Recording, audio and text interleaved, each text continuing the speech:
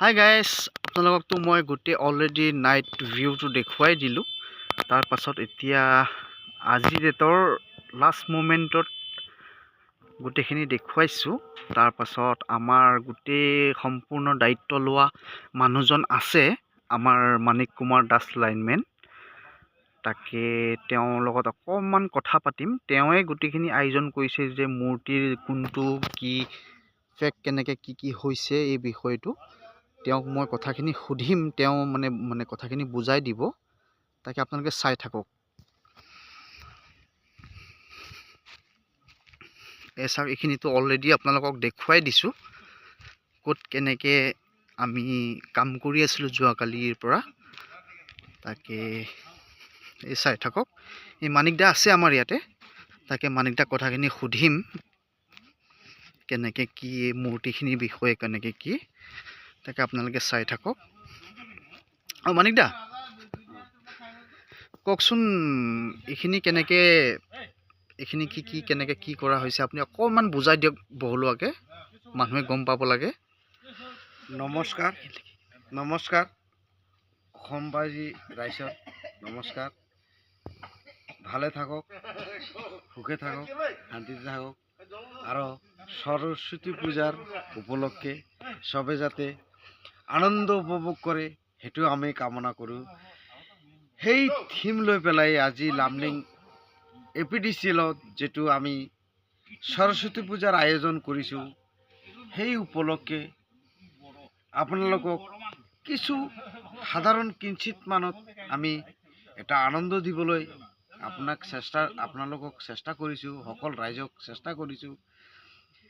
2025 বছৰ সৰস্বতী পূজাৰ যেটো আকৰ্ষণীয় উপভোগ কৰিছে আপোনালোকে লামডিং APDCL কলনীত সৰস্বতী পূজা উপলক্ষে, তাৰ বিষয় লৈ পেলাই আমি ইয়াতে যেটো থিম লৈছোঁ, সেই থিমটো হৈছে সত্য তেতা দাপৰ কৰি যেটো ভগৱানৰ ৰূপ আছিলে, সেই ৰূপ লৈ পেলাই আমি আজি লামডিং APDCLত এই থিমটো দেখাইছোঁ। তাতে আপোনালোকে চাই যাওক। প্ৰথমত আছে, চাই লওক, সত্য যুগ, য'ত আছে ভগৱান শ্ৰী নাৰায়ণ, মা লক্ষ্মী, ভগৱান নাৰায়ণ আৰু লক্ষ্মী মাতা সত্য যুগত আছিলে। সেই থিমটো আপোনালোকে দেখা পাই আছে।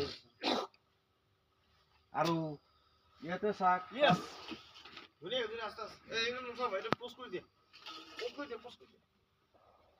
ইয়াতে ত্ৰেতা যুগত আপোনালোকে দেখা পাইছে ভগৱান শ্ৰী ৰাম আৰু মা সীতা, যেটো ত্ৰেতা যুগত ভগৱানৰ যেটো আছিলে, এইটো ত্ৰেতা যুগত আপোনালোকে ভগৱান শ্ৰী ৰাম আৰু মা সীতাক দেখাইছোঁ।